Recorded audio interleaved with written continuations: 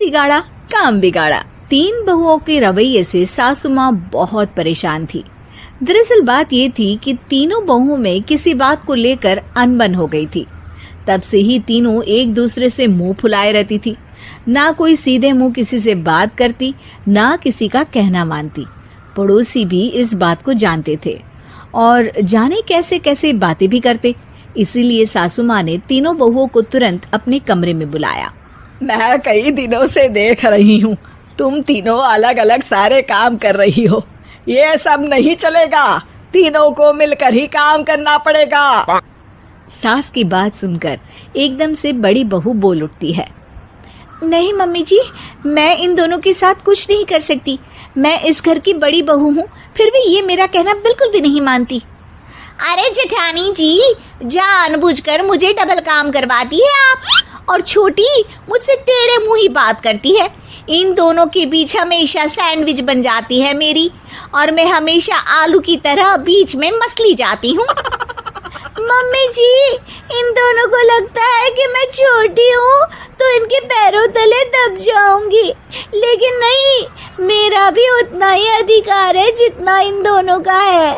बड़ी आई दोनों मेरी चुगली करने के लिए, मुझे क्या कम समझ रखा है। तीनों बहू एक दूसरे से बहस करने लगती है और सास दोबारा ये देखकर टेंशन में आ जाती है और सबसे कहती है, चुप हो जाओ, अब से तुम तीनों सारे काम एक साथ करोगी। आंख बंद करके एक दूसरे की बात सुनोगी। तुम तीनों इस बात को गांठ बांध लो, वरना अगली छुट्टियों में तुम्हारा अपना मायके जाना कैंसिल। सास की बातें सुनकर डर के मारे तीनों हामी भर देती हैं। जी मम्मी जी, मैं समझ गई। हाँ मम्मी जी, जैसा आप कहें। आप जो कहेंगी मैं वही करूंगी। तीनों बहू सास की बात को गांठ बांध लेती है और वादा करती है कि अब से सारे काम वो तीनों एक साथ मिलकर ही करेंगी। ये सब देखकर सास खुश हो जाती है और वहां से चली जाती है। नीचे जाकर वो देखती है कि घर में शर्मा जी आए हुए होते हैं। सास जोर से आवाज लगाकर कहती है, अरे बहू, जरा चाय बनाकर तो लाना, शर्मा जी आए हैं। सास की बात सुनकर तीनों बहू तुरंत किचन की ओर भागती है और चाय बनाना शुरू कर देती है। मुझे तो एकदम मसाले वाली कड़क चाय पसंद है, तो हम शर्मा जी के लिए मसाले वाली चाय ही बनाएंगे। अरे नहीं दीदी, गर्मी के मौसम में मसाला चाय कौन पीता है? मैं तो शर्मा जी के लिए इलायची वाली चाय ही बनाऊंगी। ये कैसी बात कर रही हैं आप दोनों?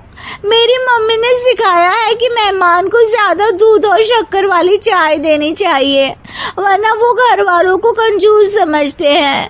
तो मैं तो शर्मा जी को ऐसी ही चाय दूंगी। तीनों बहुएं अपने अपने तरीके से चाय में शक्कर, मसाला, पत्ती सब डाल देती है। उबलने के बाद तीनों मिलकर चाय बाहर लेकर जाती है और शर्मा जी और सासू माँ को देती हैं। चाय पीने के बाद शर्मा जी सासू माँ को देखकर शर्मा जाते हैं और शर्मिंदा महसूस करते हैं कि आखिर उन्होंने चाय पीने के लिए हामी क्यों भरी। सासू माँ भी चाय पीना शुरू करती है और कहती हैं, अरे बहू, ये कैसी चाय बनाई है? चाय है या मीठे दूध की बासुंदी? हाँ, चाय अच्छी नहीं लगी क्या? कोई बात नहीं, हम पराठा बनाकर लाते हैं। चलो चलो अंदर। हाँ चलो। हाँ, आती हूँ मैं भी। नहीं, मेरा पेट चाय नहीं चौपट कर दिया, वही काफी है। पराठे से पोपट नहीं करवाना, मैं तो चलता हूँ। शर्मा जी चुपचाप पतली गली से निकल जाते हैं। अगले दिन सास बहुओं से कहती है, अरे बहू, जाओ जाके ऊपर के गेस्ट हाउस की सफाई कर दो। कल हमारे यहाँ मेरे दूर के रिश्तेदार आने वाले हैं, तो पूरे कमरे को चमका देना, समझी? तीनों बहू सास की बात को मानकर ऊपर सफाई करने चली जाती हैं और तीनों कमरे की सफाई चालू कर देती है।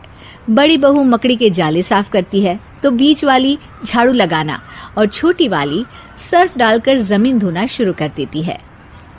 अरे दीदी, जेठानी जी, अभी मैंने पूरी फर्श धोई और आप फिर से धूल नीचे गिरा रही हैं।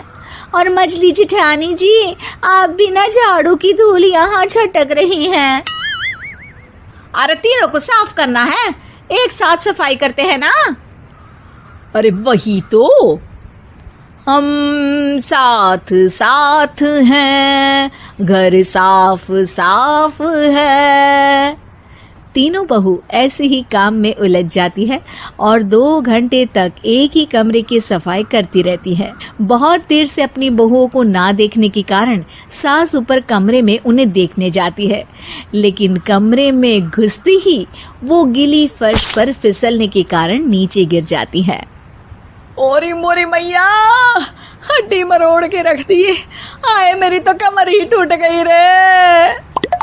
तीनों बहुएं सास को उठाती हैं और बिस्तर पर सुला देती है।